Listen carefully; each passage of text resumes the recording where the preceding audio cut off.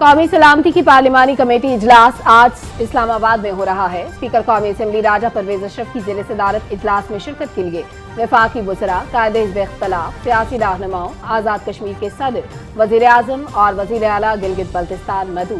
پارلیمانی کمیٹی کو قومی سلامتی کے موجودہ مسائل پر بریفنگ دی جائے گی۔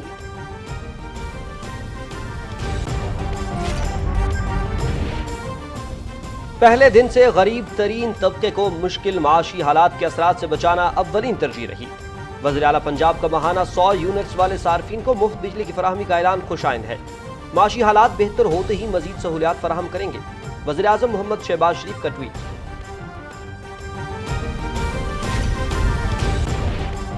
پنجاب حکومت کا کمزور طبقے کو ریلیف کی فراہمی کے لیے اہم فیصلہ۔ 100 یونٹ تک بجلی استعمال کرنے والوں کا بل حکومت دے گی۔ 1 ارب روپے مختص۔ مستحق افراد کو مفت سولر پینلز بھی دیے جائیں گے۔ اسپتالوں میں مفت ادویات فراہم کی جا رہی ہیں۔ مہنگائی کا جن بوتل میں بند کریں گے وزیر اعلیٰ حمزہ شہباز۔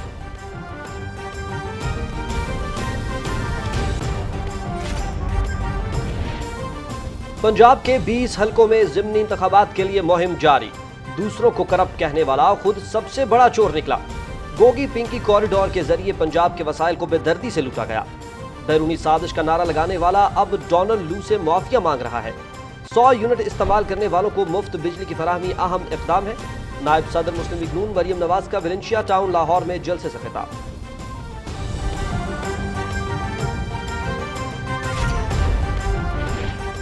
اسلام آباد اور راولپنڈی سمیت بالائی خیبر پختونخوا، آزاد کشمیر، بلوچستان، پنجاب اور سندھ میں مختلف مقامات پر موسلادھار بارش۔ نشیبی علاقے زیر آب۔ کلات، خوزدار، لسبیلا اور گرد و نواح میں مزید موسلادھار بارش کی پیشگوئی۔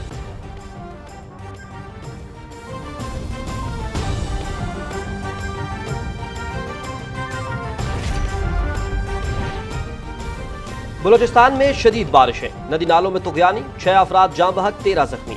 بارشوں سے متاثرہ علاقوں میں پی ڈی ایم اے کی جانب سے ضروری سامان بھجوایا جا رہا ہے۔ مشیر داخلہ بلوچستان میر ضیاء لانگو۔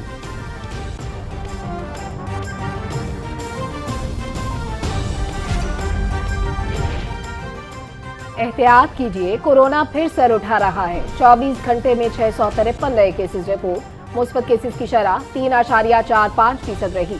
162 مریضوں کی حالت تشویشناک۔ عوام سے حفاظتی تدابیر پر عمل درآمد یقینی بنانے کی اپیل۔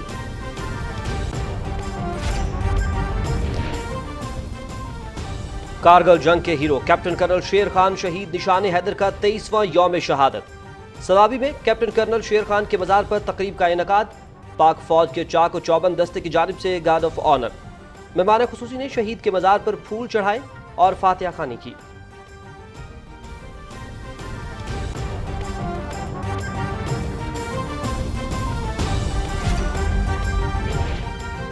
سعودی عرب میں کورونا وبا کے دوران معطل رہنے والی ٹرین سروس دوبارہ بحال۔ ٹرین 1 گھنٹے میں 72,000 حجاج کرام کو سفری سہولت فراہم کرے گی۔ 3.5 لاکھ حجاج کو میدان عرفات سے مزدلفہ روانہ ہوتے ہوئے منا پہنچائے گی۔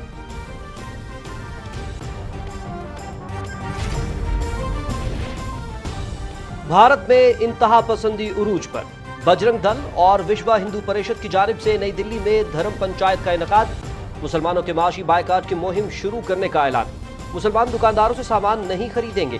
حلال مصنوعات کا بائیکاٹ کیا جائے گا۔ پنچایت کا مشترکہ فیصلہ۔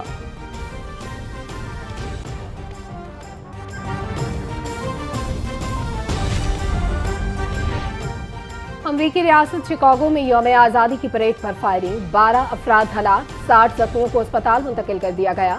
مسلح شخص نے قریبی مکان کی چھت سے ہائیڈ پارک میں موجود لوگوں پر فائرنگ کی۔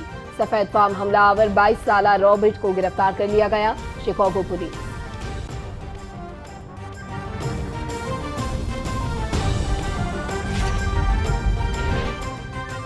ایران کے دارالحکومت تہران سمیت ملک کے کئی شہروں میں ریت کا طوفان۔ کئی شہروں کو ریت کی چادر نے ڈھانپ دیا۔ حکام کو سرکاری اور نجی دفاتر کے علاوہ تعلیمی ادارے بھی بند کرنا پڑے۔ تہران اور اس کے نواحی علاقوں میں آنے والا یہ اپنی نوعیت کا چوتھا طوفان ہے۔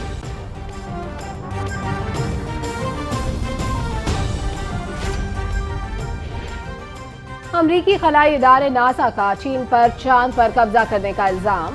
چین فوجی پروگرام کے ایک حصے کے طور پر چاند پر قبضہ کر سکتا۔ چین نے اس الزام کو مسترد کر دیا ہے کہ وہ چاند پر قبضہ کرنے کا ارادہ رکھتا ہے۔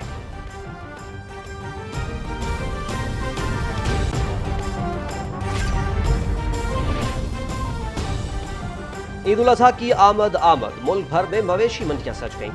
لوگ مویشی منڈیوں کا رخ کرنے لگے۔ خریداروں اور جانور بیچنے والوں کے درمیان بحث و تکرار۔ کہیں خریدار پریشان اور کہیں بیوپاری گاہک نہ ملنے کا شکوہ کرتے نظر آ رہے ہیں۔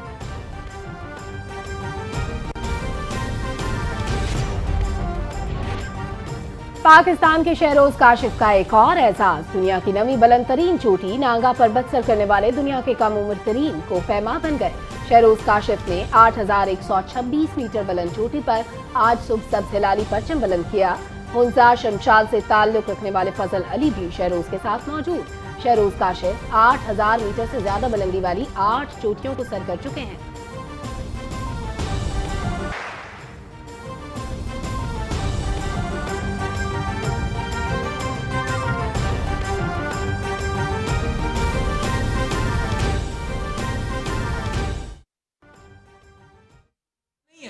مگر جب پاکستانی نے طے کر لیا، پاکستان نے طے کر لیا تو it produced some thing very sophisticated. یہ آپ کی اسٹرینتھ ہے۔ دوسری اسٹرینتھ آپ کی مورل اسٹرینتھ ہے۔ دنیا میں اس مورل اسٹرینتھ کی اہمیت کا آپ اندازہ کر لیے کہ ہمیں نصیحتیں کرنے والے بہت لوگ آتے ہیں یورپ سے، امریکہ سے، ہر طرف سے، کہ جی ہیومن رائٹس۔ آپ لوگوں نے، اور آج کل کے ماحول کو بھی دیکھیے گا، آپ لوگوں نے 40 لاکھ افغان ریفیوجیز کو ویلکم کیا پاکستان کے اندر، اور 40 سال سے رکھا، کوئی آبجیکشن نہیں کیا۔ یہ ایک ہمدردی اور مورالٹی کا اظہار ہے۔ اور اس وقت اگر آپ حال دیکھیے تو یورپ صرف یوکرین کے ریفیوجیز جو صحیح کر رہا ہے، یورپ یوکرین کے ریفیوجیز کو ویلکم کر رہا ہے، دوسروں کے لیے دروازہ نہیں کھلا۔ تو مورالٹی کے اندر بھی آپ لیڈر ہیں دنیا کے اندر۔ بڑی اہم بات آپ سے کر رہا ہوں، یہ کہانیوں کو بھول جائیں، یہ سینا کو بھی کی کیفیت کہ ہم ایسے ہم ویسے، we've done wonders۔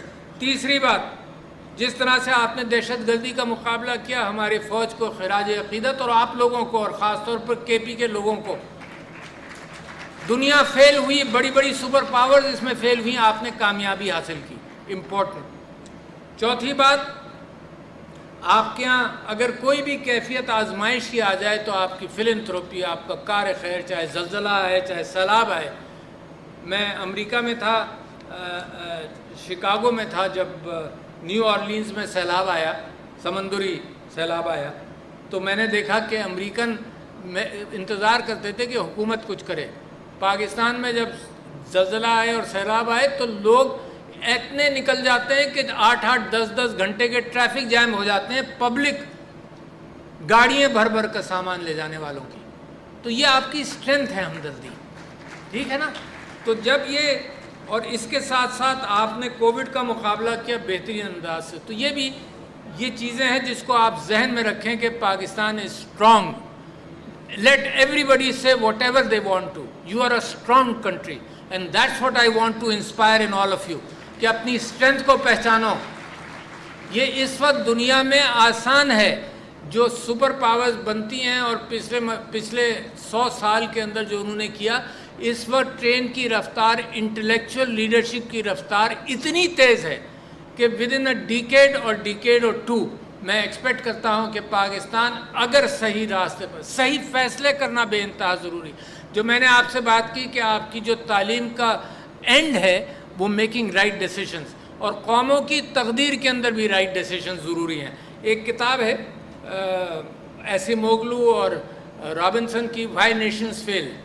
اس کے اندر دریا کے ادھر اور دریا کے ادھر بہت ساری مثالیں اس کتاب کے اندر مل جائیں گی کہ یہاں انسٹیٹیوشنز تھے، یہاں نہیں تھے، بڑا فرق ہے۔ ساؤتھ کوریا، نارتھ کوریا ایک ہی قوم ہے، بہت بڑا فرق ہے، بیکاز رائٹ ڈیسیشنز لیڈرشپ کو لینا چاہیے۔ میں اپنی بات پھر میں 2 باتیں اور آپ سے کہہ دوں کہ جن چیزوں سے آپ کو محتاط رہنا ہے وہ 2 ہیں۔ ایک غیبت، جو واٹس ایپ کے ذریعے ہم اس کی بات ادھر سے ادھر کرتے رہتے ہیں، سارے دن لگے رہتے ہیں ہم غیبت میں، یاد رکھیے گا، سارے دن لگے رہتے ہیں۔ کوئی تحقیق کرتا ہے کہ کیا بات آئی، میرے مزاج کے مطابق ہے، میں نے آگے کر دی، چاہے سچ ہو چاہے جھوٹ ہو۔ اس میں احتیاط کریں، اللہ تعالیٰ کی وارننگ ہے۔ ایک فیک نیوز، اس کا بڑا چرچا ہے۔ میں نے تو پارلیمنٹ کے اندر یہ بات کہی کہ کہ فیک نیوز سے محتاط رہیں. اللہ تعالیٰ نے قرآن کے اندر آیت نازل کی کہ تم کو خبر غلط دی جائے تو اس بات کا امکان ہے کہ قومیں آپس میں لڑ جائیں اور تباہی کریں اور پھر بعد میں شرمندہ ہوں. جو عراق میں ہوا فیک نیوز سے ہوا, تو پاکستان کے اندر فیک نیوز کا بول بالا ہے آج کل. تو لہٰذا ان چیزوں سے بھی احتیاط کریں. اور پھر میں یہ سمجھتا ہوں کہ ہر اعتبار سے اس وقت راستہ آپ کے لیے, چاہے وہ آئی ٹی ہو, چاہے ایگریکلچر ہو, چاہے کوئی بھی راستہ ہو, وہ سب آپ کے لیے کھلا ہے. تو لہٰذا نوجوانوں, آپ سے میں خاص طور پر مخاطب ہوں کہ یہ جو امانت ہے پاکستان, اس کو کم مت سمجھنا. بڑی مشکل سے حاصل ہوئی ہے. یہ سر سید احمد خان, اس سے پہلے پچھلے دنوں میں بالا کوٹ سے گزرا تو سید احمد شہید اور شاہ اسماعیل شہید کے قبروں پر فاتحہ پڑھنے گیا. یہ وہ لوگ تھے جنہوں نے 1831 میں انگریز کے خلاف اور سکھ ڈومینیشن کے خلاف جہاد کیا اور شہید ہوئے بالا کوٹ کے اندر. یہ 1857 سے تقریباً 16-17 سال پہلے کی بات ہے. 1857 میں اتنا خون بہا مسلمانوں کا کہ ولیم ڈیلرمپل اپنی کتاب میں لکھتا ہے کہ دہلی کے اندر خون کی اسمیل تھی بس, اور گوشت کی اسمیل تھی. اتنا خون بہا. اس میں سے سر سید احمد خان نکلتے ہیں اور کہتے ہیں سیاست کی بات مت کرو, علم حاصل کرو. 20 سال بعد سر سید احمد خان کہتے ہیں کہ نہیں, اگر صرف علم حاصل کیا اور سیاست کی بات نہیں کی تو تمہیں رون دیا جائے گا. تو لہٰذا وہ ادھر سے پھر علامہ اقبال نے آپ کو اٹھایا, پھر قائد اعظم نے ایک قوم بنایا, پھر پاکستان بنا. اور وہ جو دو قومی نظریہ جس کے اوپر بڑے ڈاؤٹس تھے آپ کو, تو آج کل ہندوستان پاکستان کو آپ کمپیئر کریں تو کیا حال وہاں پر ہے. وہ ان کنوؤں میں گر رہے ہیں جن کنوؤں میں سے ہم نکل کر بھی آ گئے. جو پولرائزیشن ہم نے اپنے معاشرے کا کیا, اس سے ہم نکل کر بھی آ گئے. تو everything is going good for you.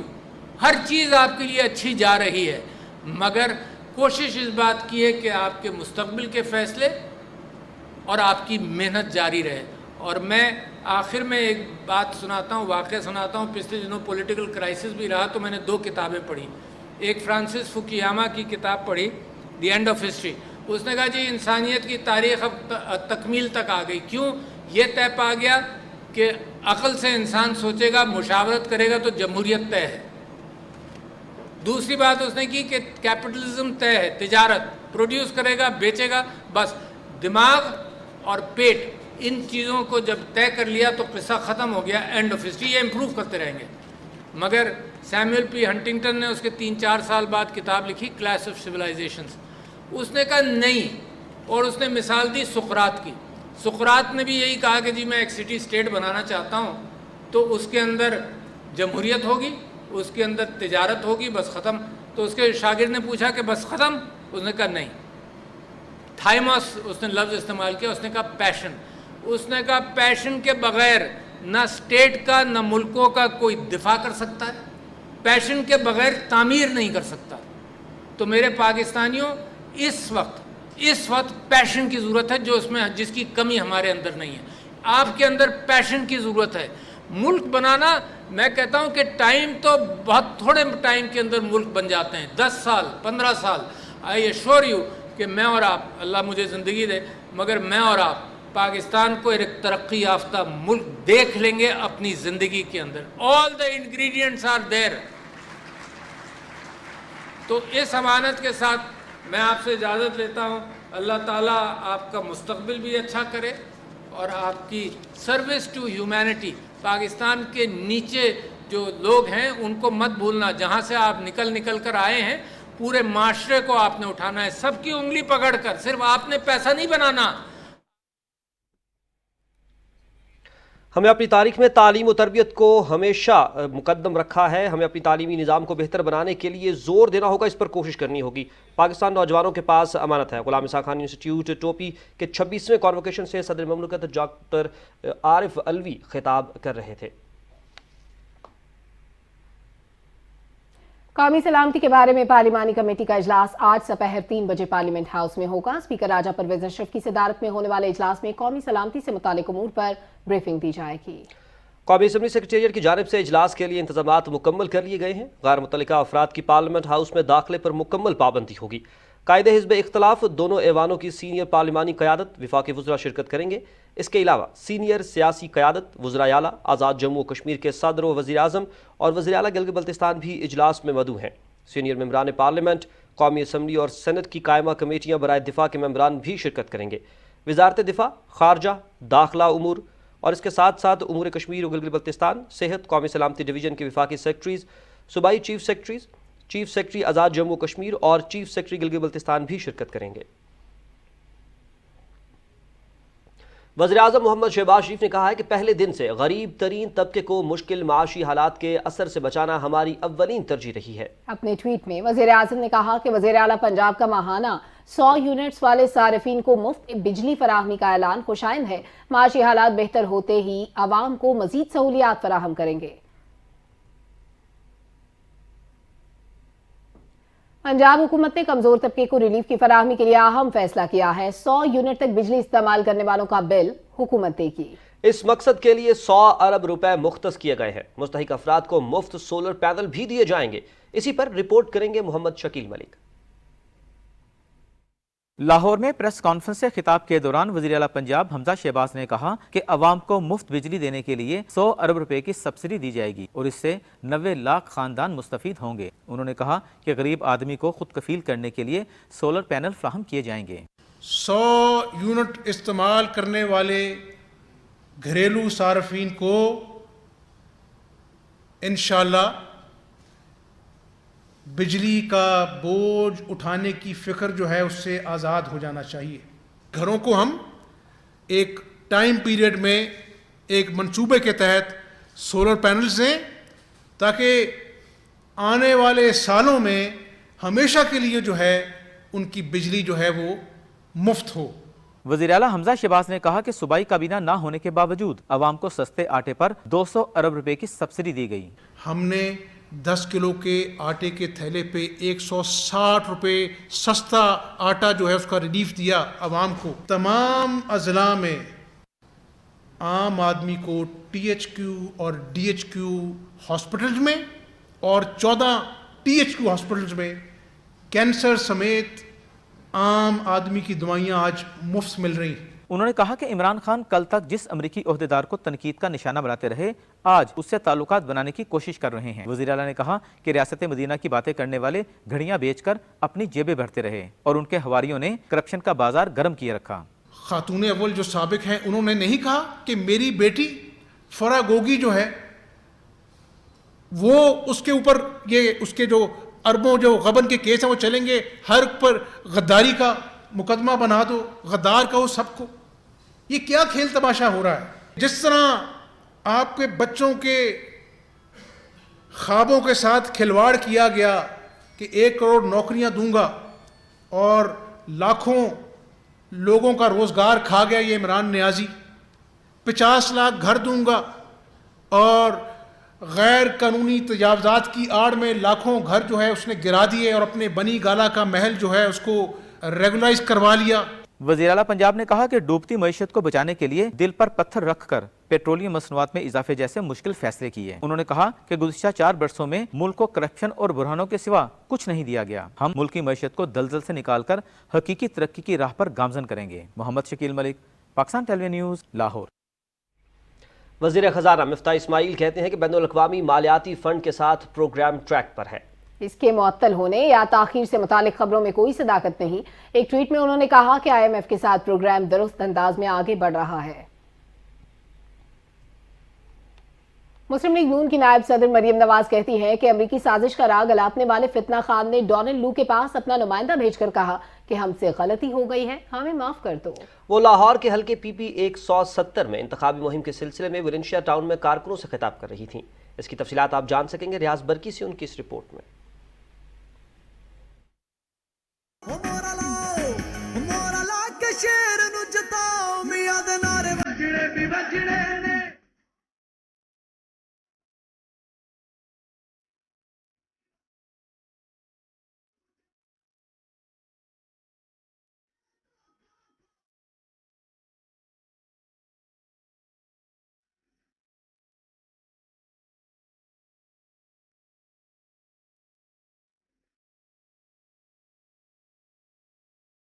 Muslim league نون کی نائب صدر مریم نواز نے ایک بار پھر تحریک انصاف کے چیئرمین عمران خان کو آڑے ہاتھوں لیتے ہوئے انہیں ملک کی تاریخ کا سب سے بڑا فتنہ، انتشار اور بہروپیہ قرار دیا۔ انہوں نے کہا کہ امریکی سازش کا ڈھنڈورا پیٹنے والے نے امریکی عہدیدار کے سامنے ہاتھ جوڑ دیے۔ لوگوں کو تاریخ کا سب سے بڑا ڈرامہ، سازش اور خط کے پیچھے لگا دیا، اور 4 سال تک جب اس کی حکومت تھی تو کوئی غیر ملکی سازش نہیں تھی، پاکستان آزاد تھا، اور جب اس کی کرسی گئی تو اچانک پاکستان غلام ہو گیا، اور وہ ایک امریکی عہدیدار ہے ڈونلڈ لو، دن رات اس کو جلسوں میں نام لے لے کر بدنام کرتا رہا، اس کو برا بھلا کہتا رہا، اور کہا کہ ڈونلڈ لو نے مجھے دھمکی دی ہے۔ اور یقین جانو کہ ابھی 2 دن پہلے اپنا ایک عہدیدار امریکہ میں ڈونلڈ لو کے پاس بھیجا اور اس کو کہا ہم سے غلطی ہو گئی ہے، ہمیں معاف کر دو۔ مریم نواز نے کہا کہ گزشتہ 4 سال تک پنجاب پر ایک گینگ کا قبضہ رہا جس کی ڈوریاں منی گانا سے ملتی تھیں۔ انہوں نے کہا کہ نواز شریف نے قوم کو سی پیک جبکہ عمران خان نے جی پیک دیا۔ وہ گینگ جو ہے نا، وہ منی گالا گینگ ہے، جس میں پنکی پیرنی کے بچے، فرا گوگی اس کا خاوند، اور اس کے ساتھ اس کا سرغنہ، گینگ کا سرغنہ عمران خان تھا، جس نے بے دردی کے ساتھ پنجاب کے وسائل میں غدر مچایا۔ ایسا نہیں ہے کہ نواز شریف نے سی پیک لایا تو عمران خان نے کچھ نہیں کیا، اس نے بھی ایک میگا پروجیکٹ بنایا تھا جس کا نام ہے CPEC, Gogi Pinki economic corridor. Maryam Nawaz نے کہا کہ حکومت غریب پر مہنگائی کا بوجھ نہیں ڈالنا چاہتی، ہماری کوشش ہے کہ غریب کا چولہا جلتا رہے۔ تاہم سابقہ حکومت کے IMF سے معاہدے کے باعث دل پر پتھر رکھ کر پیٹرولیم مصنوعات کی قیمتیں بڑھانا پڑی۔ انہوں نے کہا کہ تیل کی قیمتیں نہ بڑھاتے تو ملک دیوالیہ ہو جاتا۔ مریم نواز نے کہا کہ مسلم لیگ نون نے پنجاب میں تعمیر و ترقی کا سفر دوبارہ شروع کر دیا ہے اور جلد ملک کو موجودہ مشکلات سے نکال لے گی۔ ریاض برقی، پاکستان ٹیلی ویژن نیوز۔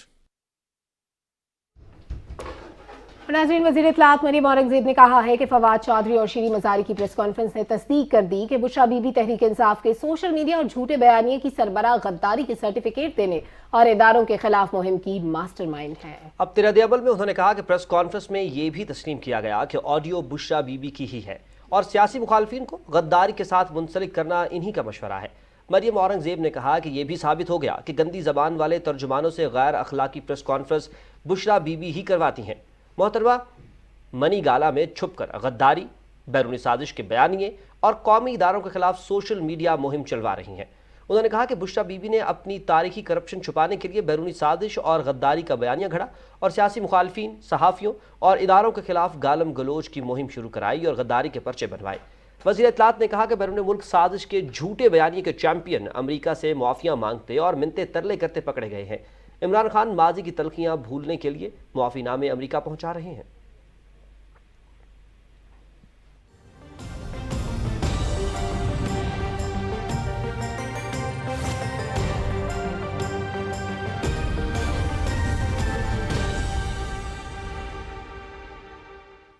السلام علیکم۔ موسم کی تازہ ترین صورتحال کے ساتھ میں ہوں عبدالقدیر۔ ناظرین، اسلام آباد اور راولپنڈی کے گرد و نواح میں آج صبح موسلادھار بارش سے جل تھل ایک ہو گیا، جس سے حبس اور گرمی کا زور ٹوٹ گیا ہے۔ بارش سے نشیبی علاقے زیر آب آ گئے ہیں۔ اسلام آباد میں سیکٹر H13 پانی میں ڈوب گیا، جس سے متعدد گاڑیاں پھنس گئیں۔ راولپنڈی میں سڑکیں تالاب کا منظر پیش کر رہی ہیں، پانی گھروں میں داخل ہو گیا۔ نارالئی میں پانی کی سطح بلند ہو چکی ہے۔ انتظامیہ مسلسل نارالئی کی نگرانی کر رہی ہے۔ راولپنڈی کے مختلف علاقوں میں بارش سے ٹریفک کی روانی میں مشکلات کا سامنا کرنا پڑا۔ بارش کے باعث کورنگ نالے میں بھی طغیانی آ گئی۔ محکمہ موسمیات کے مطابق آئندہ 12 گھنٹے کے دوران اسلام آباد، کشمیر، بالائی پنجاب، بالائی خیبر پختونخوا اور مشرقی بلوچستان میں تیز ہواؤں اور گرج چمک کے ساتھ مزید بارش کا امکان ہے۔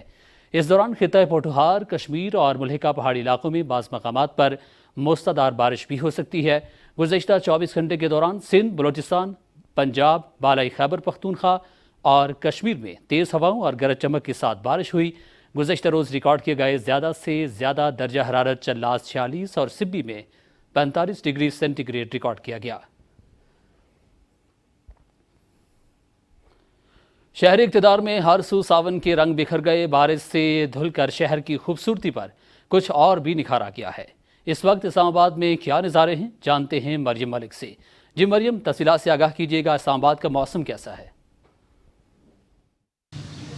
जी बिल्कुल, इंतजार खत्म हुआ, बिलाखिर सावन बरस पड़ा। पिछले पहर शुरू होने वाली बारिश ने शहर इक़्तिदार में जलथल एक कर दिया। इस वक्त भी जो है काले स्याह बादलों ने है वो शहर इक़्तिदार को अपनी लपेट में ले रखा है। कहीं रिमझिम फुहार है तो कहीं मूसलाधार बारिश का सिलसिला वक्फे से जारी है। इस बारिश के बायस, तेज़ बारिश के बायस अगरचे शहरियों को दफातर पहुँचने में मुश्किलात का सामना करना पड़ा, ताहम गुज़िश्ता दिनों पड़ने वाली गर्मी और हब्स के बायस इस अच्छे खुशगवार होने वाले मौसम से शहरी खासे खुश हैं। दूसरी जानब रावलपिंडी की अगर बात की जाए तो वहाँ पर भी बारिश का सिलसिला वक्फे से जारी है और जो नालों की सफाई बर वक्त ना होने के बायस जो है रावलपिंडी के कुछ इलाके हैं वहाँ जो ज़राब आ चुके हैं, बारिश का पानी घरों में दाखिल हो चुका है और शहरी अपनी मदद आप के तहत पानी निकालने पर मजबूर है। महकमा मौसमियात के मुताबिक इस वक्त जो है 60 मिलीमीटर बारिश रिकॉर्ड की गई है। NDMA और महकमा मौसमियात की जानिब से एडवाइजरी जारी कर दी गई थी और मुतल्लिका इदारों को अलर्ट रहने के लिए भी हिदायत जारी कर दी गई थी। महकमा मौसमियात के मुताबिक बारिश का ये सिलसिला 24 घंटे तक वक्फे से जारी रहेगा। जी बहुत शुक्रिया। और गवादर में मानसून की पहली बारिश से मौसम खुशगवार हो गया है। महकमे मौसमियात के मुताबिक तेज़ और तूफ़ानी समंदरी हवाएं भी चलेंगी। तूफ़ानी हवाओं के खदशे के पेश नज़र ज़िली इंतज़ामिया और महकमा फिशरीज़ ने माहीगीरों को समंदर में जाने से रोक दिया है। Deputy commissioner Gwadar captain Jameel Ahmad ने कहा है कि माहीगीर नुकसानात से बचने के लिए अपनी कश्तियाँ, जाल इंजन और माहीगीरी आलात को महफूज मकामात पर मुंतकिल करें। बारिश से निपटने के लिए तमाम महकमों को अलर्ट रखा गया है और तमाम तर इंतजामात मुकम्मल कर लिए गए हैं। कोयटा समेत बलूचिस्तान की मानसून रेंज में आने वाले अजला में कल से बाकायदा आगाज़ हो गया, जो अगले कुछ दिनों तक जारी रहेगा। इस वक्त आपको बताएं कि हमारे साथ बलूचिस्तान के हवाले से हम बात कर रहे हैं। बलूचिस्तान में बारिशों की जो सूरत हाल है, गवादर में मानसून की पहली बारिश से मौसम जो है वो खुशगवार हो चुका है और मौसमियात के मुताबिक तेज़ और तूफ़ानी समंदरी हवाएं भी चलने का इम्कान है। तूफ़ानी हवाओं के खदशे के पेश नज़र ज़िली इंतज़ामिया ने जो है वो तमाम इंतज़ामात मुकम्मल कर लिए हैं। महकमा फिशरीज़ ने माहीगीरों को समंदर में जाने से रोक दिया है और deputy commissioner Gwadar captain Jameel Ahmad ने कहा है कि माहीगीर नुकसानात से बचने के लिए अपनी कश्तियाँ, जाल, इंजन और माहीगीरी के आलात को महफूज मकामात पर मुंतकिल करें। और आपको बताएं कि मुशीर दाखिला और PDM में बलूचिस्तान में मीर ज़ियाउल्लाह लांगो ने कहा है कि हुकूमत ने सूबे में मानसून बारिशों के हवाले से तमाम मुमकिन वसाइल को बरूकार ला रही है और हालात मुकम्मल कंट्रोल में हैं। हालिया बारिशों के बाद कोयटा में PDMA के हेडक्वार्टर कोयटा के दौरे के मौके पर मीडिया से गुफ्तगू करते हुए मुशीर दाखिला ने कहा कि मानसून की बारिशों से सूबे में 6 अफराद जाँ बहक और 13 जख्मी हुए। बारिशों से मुतासरा इलाकों में PDMA की जानिब से ज़रूरी सामान भी भिजवाया जा रहा है। उन्होंने कहा कि तवील अरसे तक खुशहाली के बाद इन बारिशों से सूबे की मईशत, रोज़गार, ज़राअत, लाइफ स्टॉक पर मुस्बत असरात मुरतब होंगे और ज़ेर ज़मीन पानी के ज़खायर में भी इजाफे का इम्कान है।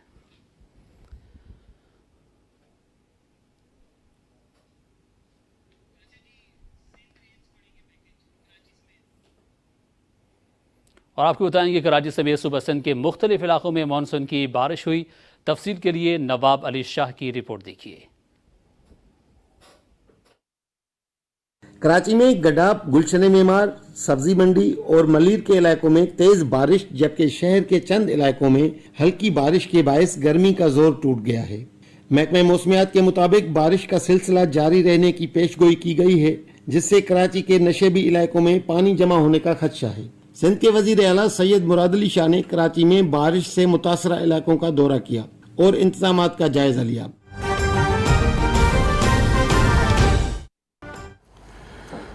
जिन हालात में ये हुकूमत बनी, यार कहने यार glass of water please, sorry,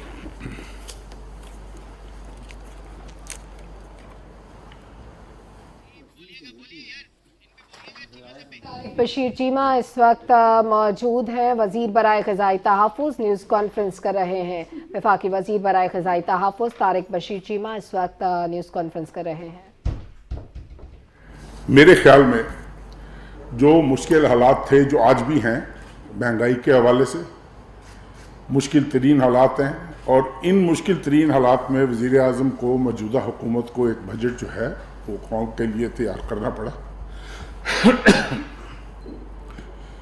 وہ ہم نے تیار کیا اور الحمدللہ میں سمجھتا ہوں کہ امید کرتا ہوں باقی شعبوں کے بھی وزراء آتے ہوں گے، آپ کو بریف کرتے ہوں گے، لیکن ایگریکلچر کے حوالے سے، نیشنل فوڈ سیکورٹی کے حوالے سے میں سمجھتا ہوں کہ انشاءاللہ تعالیٰ قوم کو اس مشکل اور اس بحران سے نکالا جائے گا۔ سوری یار، ونس اگین۔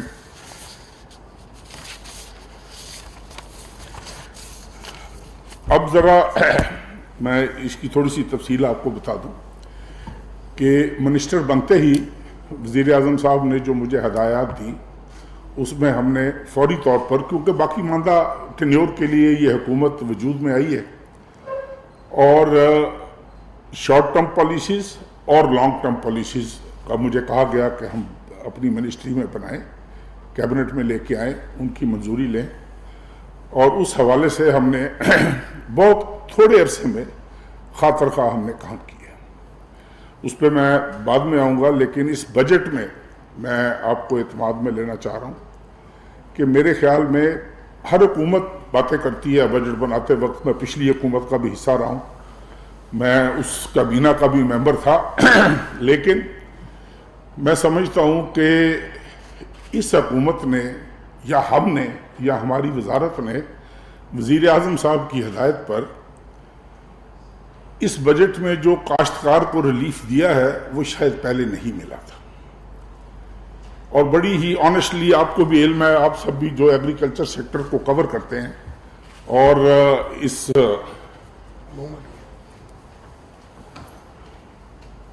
تھینک یو یار، وی نو دیٹ۔ ہم نے ٹیک اوور کرتے ہی آپ کو یاد ہوگا رمضان شریف میں یوٹیلیٹی سٹورز پہ گورنمنٹ کا ایک پلان تھا کہ سستا آٹا جو ہے وہ لوگوں کو فراہم کیا جائے، اور پرائم منسٹر صاحب نے اس کو فردر سبسیڈائز کرتے ہوئے پورے ملک میں انشور کیا کہ، اور اس کے لیے میں بھی کوئٹہ گیا، یوٹیلیٹی سٹورز کو ہم نے وزٹ کیا، انڈسٹریز منسٹر کوئٹہ گئے، انہوں نے وزٹ کیا، اور ہم نے جتنی گندم کی شارٹ فال تھی ماہ رمضان میں، آپ خود گواہ ہو اس بات کے کہ ملک کے کسی کونے سے کوئی شکایت نہیں آئی، اور ہم اٹا جو ہے وہ برابر سبسیڈائز ریٹس پر سپلائی کرتے رہے اور انتہائی سستی قیمت پر سپلائی کرتے رہے۔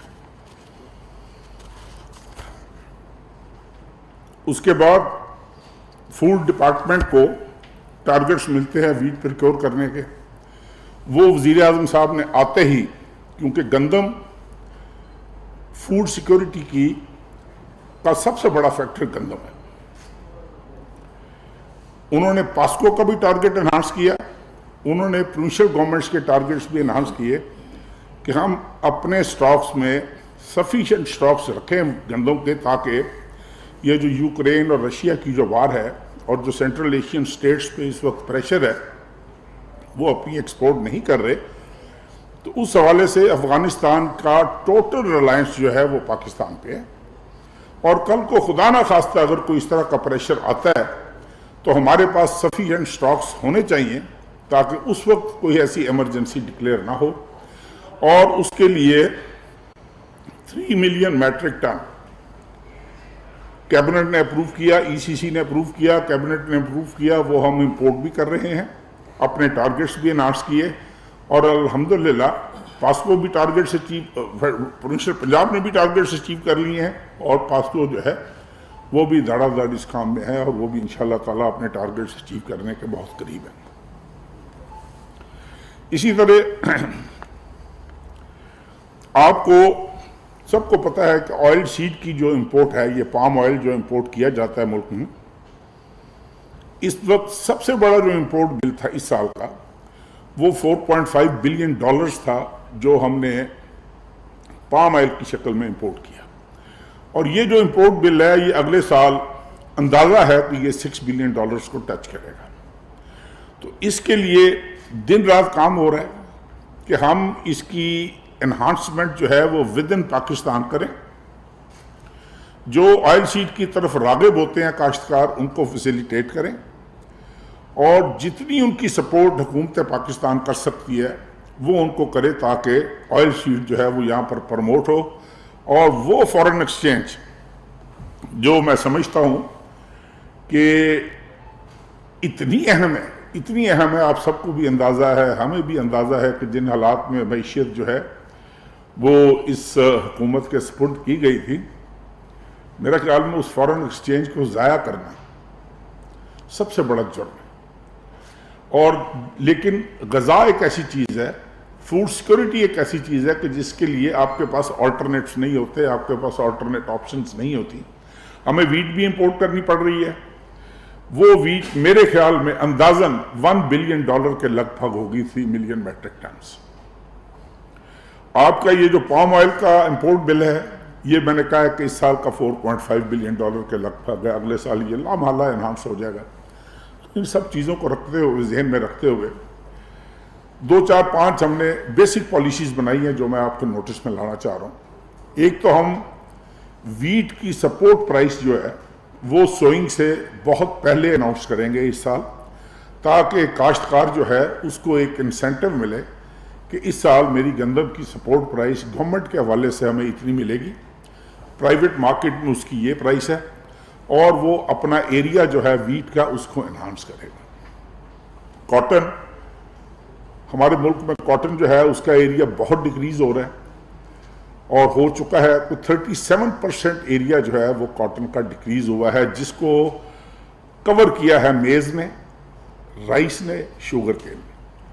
کاٹن وہ کراپ ہے، جب میں صوبائی وزیر زراعت تھا بیک ان 93 94 95، اس وقت آپ کی جو فورن ایکسچینج تھی اس کا تقریباً 65%، 65%، یہ منہ سے کہنے والی بات ہوتی ہے، صرف ایک کراپ ارن کر رہی تھی آپ کی foreign exchange value added products کے ساتھ، دیٹ واز کاٹن۔ گھٹتے آج بھی خیر خاطر خواہ حصہ ہوگا کاٹن کا، لیکن جس کراپ کا 37% حصہ، 37% ایریا کم ہو جائے، میرا نہیں خیال کہ پھر اس کراپ میں اس کو انہانس کرنے کے لیے وزیر اعظم صاحب نے اسپیشل ایک کمیٹی بنائی ہے، ہم اس پہ بھی کام کر رہے ہیں تاکہ کاٹن کو کس طریقے سے انسینٹیوائز کیا جائے، کاٹن کے گروہ کو جو مختلف کراپس کی طرف جا رہا ہے، بیکاز کہ مہنگائی کے جو حالات ہیں، جو اس وقت ساری صورتحال ہے ہماری معیشت کی وہ آپ کے سامنے ہے، لیکن ہم پھر بھی کوشش کر رہے ہیں کہ ہمارا جو ایگریکلچر سیکٹر ہے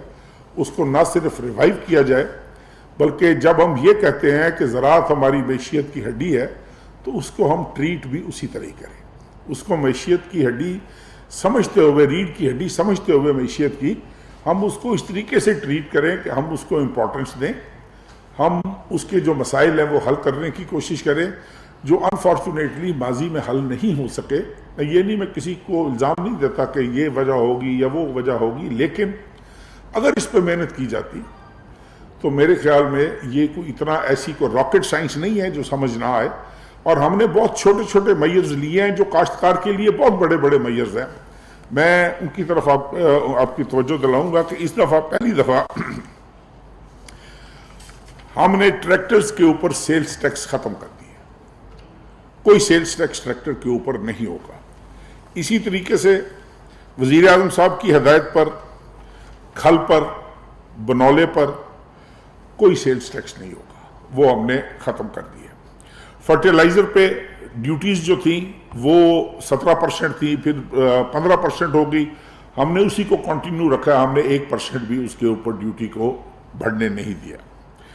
اسی طریقے سے جو سب سے بڑا کام ہے، جو میں سمجھتا ہوں کہ وزیر اعظم صاحب کی خواہش پر، وزیر اعظم صاحب کی ضد پر اور وزیر اعظم صاحب کے اصرار کرنے پر ہو رہا ہے، کہ وہ ہے تقریباً کوئی 12 لاکھ کے قریب آپ کے پاس اس ملک میں کوئی زرعی ٹیوب ویل ہیں جو چلتے ہیں بجلی کے اوپر۔ پرائم منسٹر صاحب نے حکم دیا کہ یہ آپ جو بھی اس کی پلاننگ کریں، ان تمام ٹیوب ویلز کو سولر پر لایا جائے۔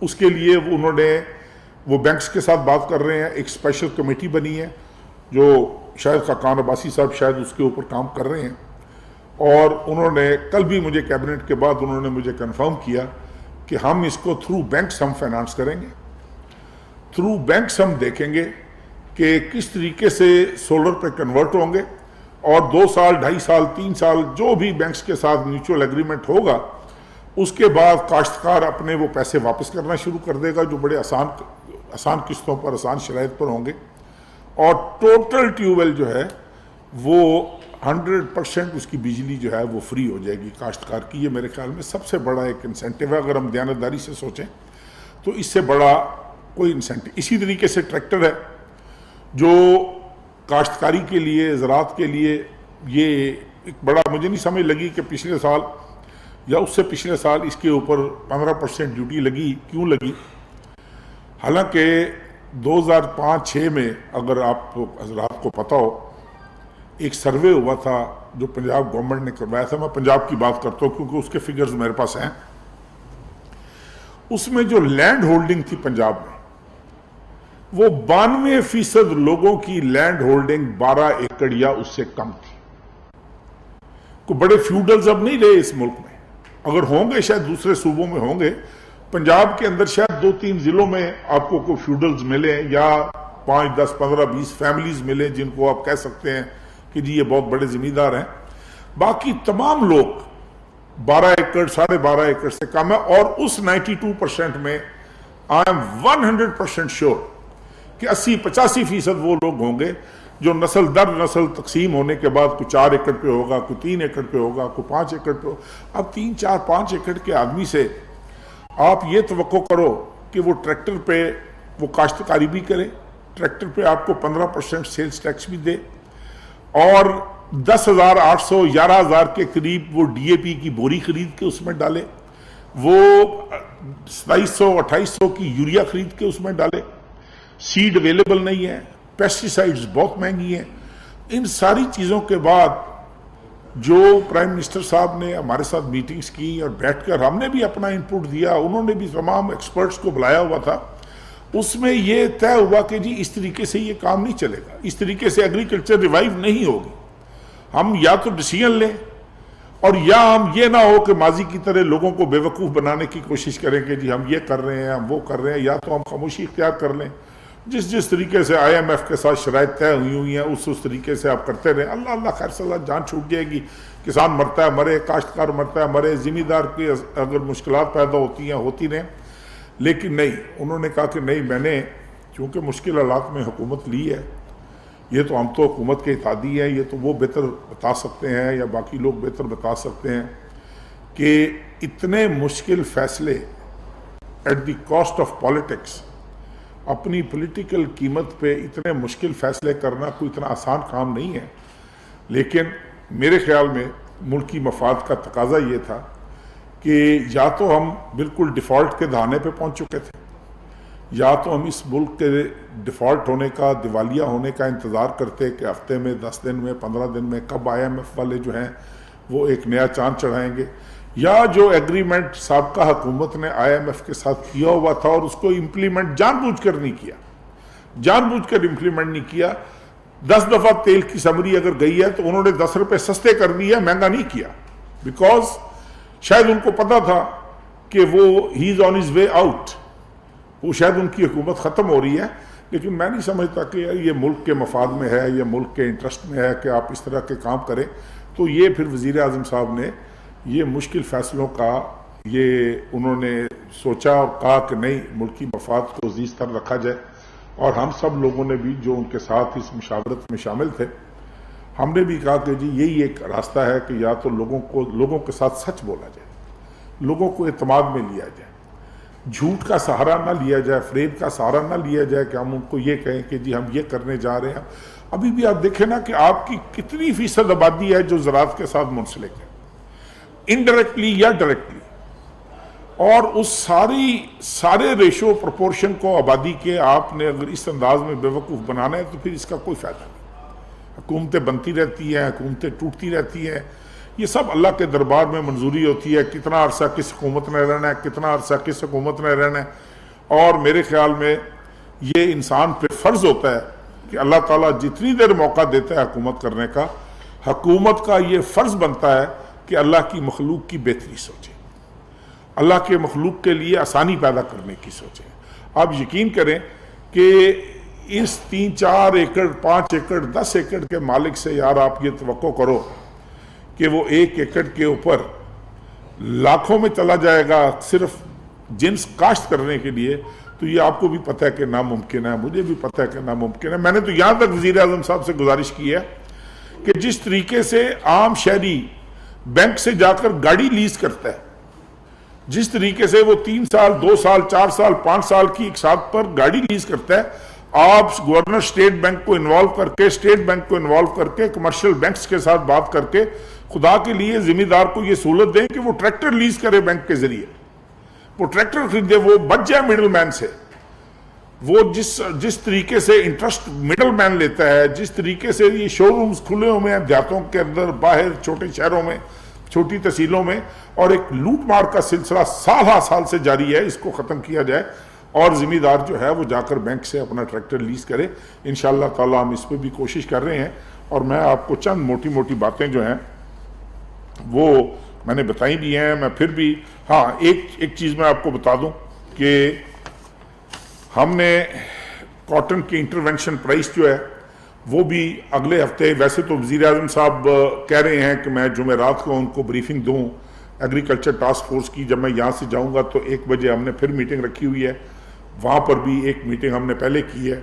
हम अपनी रिकमेंडेशंस बना रहे हैं वज़ीर आज़म साहब के लिए, उनको ब्रीफ करने के बाद फिर कैबिनेट में जाएंगी वो, और हम कॉटन की इंटरवेंशन प्राइस, क्योंकि कॉटन की सपोर्ट प्राइस तय नहीं हो सकती, इंटरवेंशन प्राइस हम तय कर सकते हैं कि अगर इससे नीचे प्राइस आएगी फिर गवर्नमेंट इंटरवीन करेगी, और वो भी हम इंटरनेशनल मार्केट को सामने रखते हुए, आपकी जो बाहर मार्केट है, यहाँ पे लोकल जो प्राइवेट मार्केट है उसको सामने रखते हुए इंशाअल्लाह ताला मेरी ये कोशिश होगी कि जब तक मैं इस मिनिस्ट्री का निज़ाम चला रहा हूँ और जब तक वज़ीर आज़म साहब का एतमाद मुझे हासिल है, मैं कोशिश करूँगा कि कपास के काश्तकार के साथ कोई ज़्यादती ना हो, उसके लिए हम आसानी पैदा करें, उसके लिए हम रिलीफ जो है वो हम वहाँ पहुँचाएँ।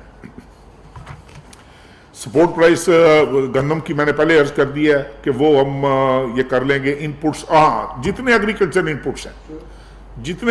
इनपुट्स हैं उनको भी हमने टैक्स फ्री कर दिए, वो भी उसके ऊपर कोई सेल्स टैक्स, कोई चीज़ जो है एग्रीकल्चर इनपुट्स के ऊपर जो है वो हम वसूल नहीं करेंगे। वो सोलराइजेशन का मैंने आपको बता दिया है। एक हमने चाइना के साथ बफलो ब्रीड इम्प्रूवमेंट का एक एग्रीमेंट साइन किया है, वो भी इंशाअल्लाह ताला हमारी तरफ से एग्रीमेंट ओके हो गया।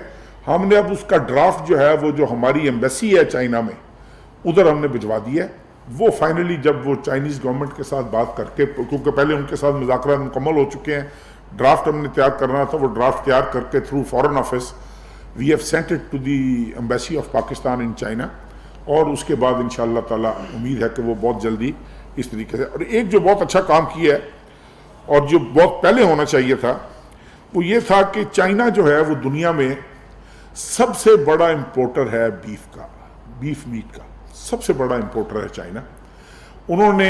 हमने इस ख्वाहिश का इजहार किया कि आप आएँ, तो उन्होंने कहा जी कि हम बीफ और जानवर वो लेते हैं जो 100% डिजीज़ फ्री हो।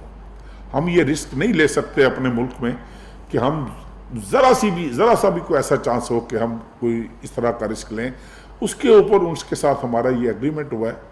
हम उनको 50 एकड़ 100 एकड़ जितनी भी उनको ज़रूरत होगी वो 2, 4, 5, 10 फार्म्स जहाँ बनाना चाहेंगे वहाँ से वो बिल्कुल छोटे जानवर लेंगे, उनकी ब्रीडिंग वो खुद करेंगे, उनकी पाल पोस वो खुद करेंगे, परवरिश वो खुद करेंगे, और यहीं से उनका गोश्त उनको ज़िबा करने के बाद उनका गोश्त जो है वो अपनी निगरानी में खुद अपने मुल्क में वो लेके जाया करेंगे।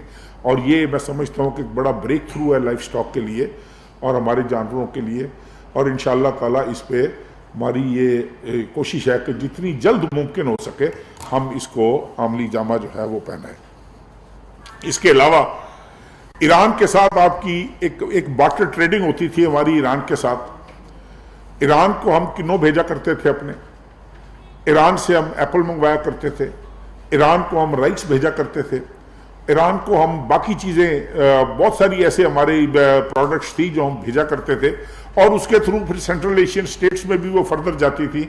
पिछले 2 साल से 2.5 साल से ये इंपोर्ट्स, ये बार्टर ट्रेडिंग जो है ये बंद थी।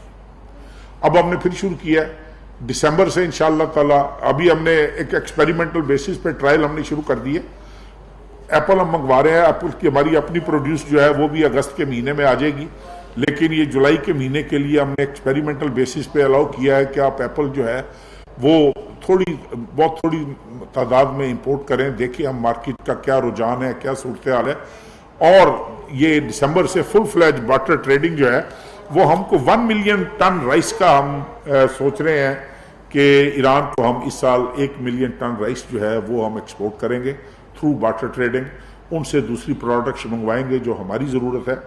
اسی طریقے سے کنو اور باقی چیزیں جو ہیں, اور باقی جتنے ٹرانزٹ ٹریڈ بیریئرز ہیں, جو ٹرانزٹ ٹریڈ بیریئرز کی وجہ سے بہت ساری چیزیں, بہت سارے پروڈکٹس ایسے ہوتے تھے جو پاکستان جن سے محروم رہ جاتا تھا, وہ ٹوٹل بیریئرز ہم نے ختم کیے ہیں, ریزالو کیے ہیں, اور ہم نے کوشش کی ہے کہ ہم ہے چانس آنے کا کہ اچھا.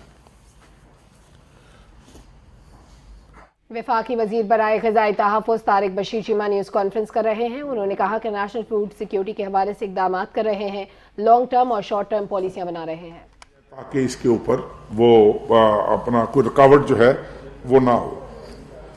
اور اسی طریقے سے ایگریکلچر ٹاسک فورس نوٹیفائی کیا پرائم منسٹر نے, ایکسیلنٹ ٹاسک فورس جس میں ہم نے وائس چانسلرز کو, انٹلیکچوئلز کو, فارمرز ایسوسی ایشن آف پاکستان, کسان بورڈ, کسان اتحاد, تمام کسان تنظیموں کے نمائندوں کو, جتنے ایکسپرٹس ہیں ایگریکلچر کو, ان کو بیچ میں ڈالا ہے تاکہ ونس فار آل ایگریکلچر میں ایسی ریکمنڈیشنز دی جائیں اس قوم کو, کاشتکاروں کو, کسانوں کو.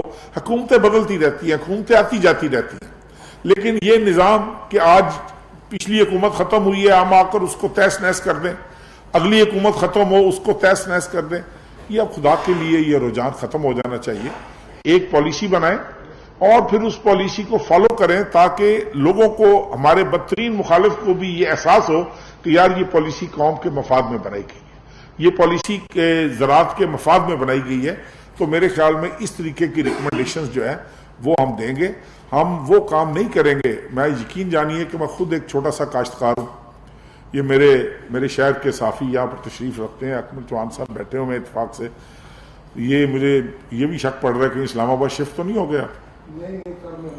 اچھا, وہ اب دیکھیں ایک کاشتکار ہونے کے ناطے اتنا کچھ ہو سکتا تھا, لیکن ہم نے کچھ نہیں کیا.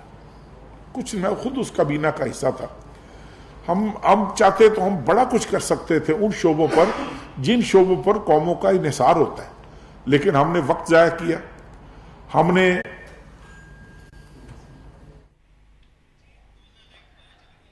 وفاقی وزیر برائے غذائی تحفظ طارق بشیر چیمہ نیوز کانفرنس کر رہے ہیں. ان کا کہنا ہے کہ نیشنل فوڈ سیکیورٹی کے حوالے سے اقدامات جاری ہیں. ہم نے فنانس منسٹرز تبدیل کیے, کتنے فنانس سیکرٹریز تبدیل کیے, کتنے نیشنل فوڈ سیکیورٹی کے. میں اس ٹینور کا 2018 سے لے کے اب تک کا میں چوتھا نیشنل فوڈ سیکیورٹی کا وزیر ہوں. اب مجھے یہ بتائیں کہ جب 4 لوگوں نے نیشنل فوڈ سیکیورٹی کو سنبھالنا ہے اور ایک نے آ کر کہنا ہے کہ جی میں پچھلے سے زیادہ لائق ہوں, دوسرے نے کہنا ہے جی میں اس سے زیادہ لائق ہوں, اور ہم نے ایک تجربہ کا بنا دینا ہے اس ملک کو, تو اس کے بعد کیا حاصل وصول ہونا ہے؟ کاشتکار نے سفر کرنا ہے. آپ کو اندازہ نہیں ہے, یقین جانیے آپ لوگ اسلام آباد بیٹھے ہوئے ہو, میری بات کا برا مت محسوس کیجئے گا, واللہ آپ کو اندازہ نہیں ہے کہ ہم کاشتکاروں کا کیا حال ہے کھیتوں میں. 11,000 12,000 13,000 کی ڈی اے پی, یار آپ سوچ سکتے ہیں؟ آپ کا تصور ہے؟ مہنگائی کا تصور ہے؟ اور یہ کہنا, اب اس ڈٹائی کے ساتھ جھوٹ بھی بولنا کہ جی یہ حکومت ذمہ وار ہے. بھائی اس حکومت نے کیا کیا مہینے, 1.5 مہینے 2 مہینے کے اندر؟ آپ نے آئی ایم ایف کے ساتھ ایگریمنٹ کیے تھے, آپ نے آئی ایم ایف کو بہت کچھ لکھ کے دیا ہوا تھا, اور اس کو لکھنے کے بعد آئی ایم ایف کے بعد یہ دیکھیں آپ کے سامنے, آپ کو نہیں پتا کہ یہ ایگریمنٹس کب ہوئے تھے؟ ان کو کیوں نہیں امپلیمنٹ کیا گیا؟ کیوں فردر وائلیٹ کیا گیا ان ایگریمنٹس کو؟ اور آپ قیمت بڑھانے کی بجائے جو آپ نے ایگریمنٹ کیا تھا کہ ہم ہر ماہ اتنی قیمت بڑھائیں گے تیل کی, اتنی قیمت بڑھائیں گے فلاں چیز کی, اور آپ اندازہ لگائیں کہ ان تمام تر مشکلات کے باوجود یار ایک جو شاباش بنتی ہے جس کی, وہ اس کو دینی چاہیے. 100 یونٹ تک کل پورے پنجاب میں बिजली का बिल जो है वो चीफ मिनिस्टर ने कहा कि हुकूमत पंजाब दिया करेगी। एंड यू नो कि उससे भी आपके कितनी पॉपुलेशन मुस्तफीद होगी। लोग जो देहातों में जो समझते हैं कि मजदूर एक पंखा और एक बल्ब के साथ रहता है, एक काश्तकार जो सारा दिन खेत में काम करता है उसको रात को एक बल्ब और एक पंखा नसीब होता है गर्मी, शिद्दत की गर्मी में, और अगर उसको ये रिलीफ आज के इस दौर में, महंगाई के इस दौर, हमें पता है जितनी महंगाई हो रही है, हमें पता है जो म्यूजिक रोज हमें झूठ की शक्ल में फेस करना पड़ रहा है जिसके वो खुद जिम्मेवार हैं और इस हुकूमत पर थोप रहे हैं, इसके बावजूद मैं समझता हूं कि इससे बड़ा रिलीफ जो है वो पंजाब गवर्नमेंट नहीं दे सकती थी अपने लोगों को। और मैं समझता हूं कि बाकी सूबों को भी इसको फॉलो करना चाहिए और खुदा के लिए अल्लाह की मखलूक के ऊपर तरस खाना चाहिए। और ये कोई हमको बड़ी खुशी से या हमको इसको फेदर इन द कैप नहीं समझते कि जी हम तेल बढ़ा रहे हैं, हम जनाब ये रोने का मुकाम है, ये डूब मरने का मुकाम है। लेकिन आप ये देखें कि ये कौन जिम्मेवार है, किसने IMF के साथ ये मुआहदे किए? उस शख्स ने किए जो कहता था मैं खुदकुशी कर लूंगा, मैं IMF के पास नहीं जाऊंगा।